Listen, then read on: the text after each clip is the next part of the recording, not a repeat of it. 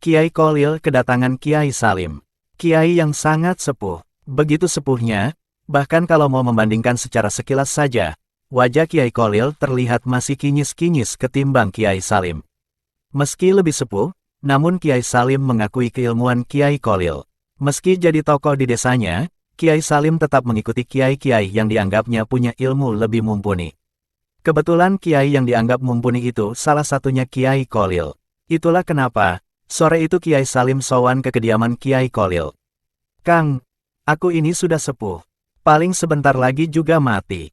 Tapi beberapa hari kemarin aku dengar ada fatwa yang dikeluarkan Kiai Bahron bahwa rokok itu haram. Lebih-lebih lewat majelisnya Kiai Bahron, dikeluarkan maklumat fatwa haramnya rokok pula."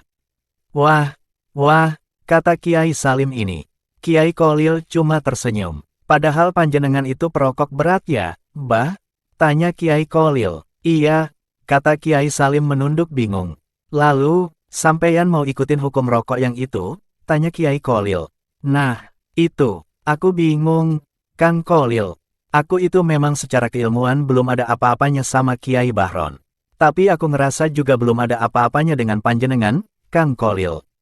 Makanya hari ini aku niat sowan mau tahu pendapat Kang Kolil," kata Kiai Salim. "Pendapat apa?" tanya Kiai Kolil. "Ya, pendapat soal rokok. Menurut sampeyan, rokok itu haram atau halal?" tanya Kiai Salim. Kiai Kolil agak terkejut ditanya begitu. Tiba-tiba, tanpa ada rencana seorang sesama kiai bertanya soal hukum rokok. "Memangnya panjenengan siap kalau misalnya aku bilang rokok itu haram, Mbah?" tanya Kiai Kolil. "Oh, jadi menurut sampeyan rokok itu haram?" kata Kiai Salim. Tentu dengan nada sedih. "Loh, bukan begitu. Maksudku, memangnya kalau fatwa itu keluar dari mulutku, panjenengan mau ikut, Mbah?" kata Kiai Kolil. "Insya Allah, Kang, kalau sampeyan bilang itu haram, mulai detik ini pula aku akan berhenti merokok," kata Kiai Salim. Kiai Kolil agak terkejut. Meski secara keilmuan Kiai Salim ini cuma kiai kampung yang nguri-uri musala kampung di desa, tapi kan semua orang juga tahu betapa salehnya Kiai Salim. Selalu konsisten menjadi imam musala dan ngaji di kampungnya, bahkan sampai usianya sekarang yang sudah hampir mendekati kepala 9. Begitu Kiai Kolil akan bicara, tiba-tiba, "Sebentar, Kang Kolil sebentar. Sebelum sampeyan mau keluarin fatwa soal hukum rokok, aku cerita dikit boleh?" tanya Kiai Salim. "Iya boleh silakan Mbah," kata Kiai Kolil. "Jadi gini Kang, aku ini kan memang kiai deso tuwe dan sudah ditinggal mati istri bertahun-tahun lalu.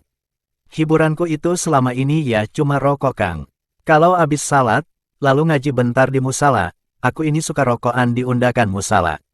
Lah mau ngapain lagi, aku ini udah pensiun, anakku udah merantau semua," cerita Kiai Salim.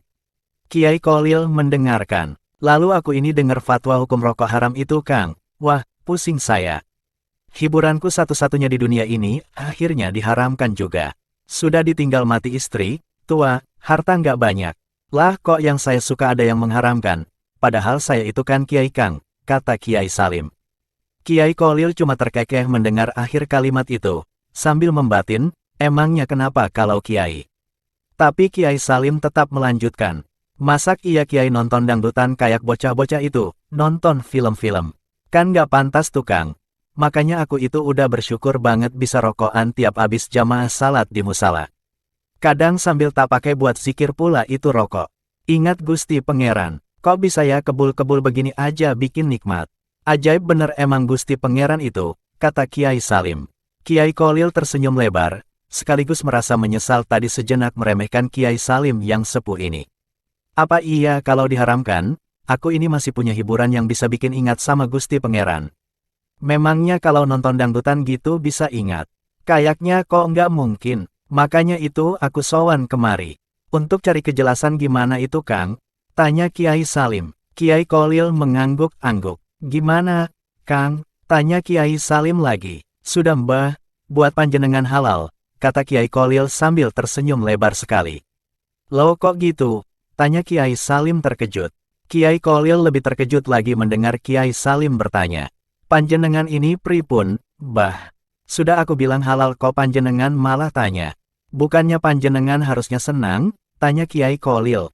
"Bukan begitu Kang, Aku ini dari rumah sudah siap kalau sampeyan bilang rokok haram.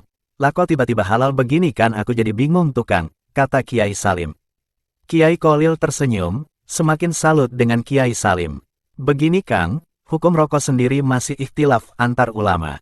Beda-beda, kalau Kiai Bahron yang alim bilang haram, ada juga Kiai Syamsuri yang bilang makruh, ada juga Kiai Bisri yang bilang lain lagi. Mereka semua alim dan beda-beda hukum rokoknya. Beda pula fatwanya.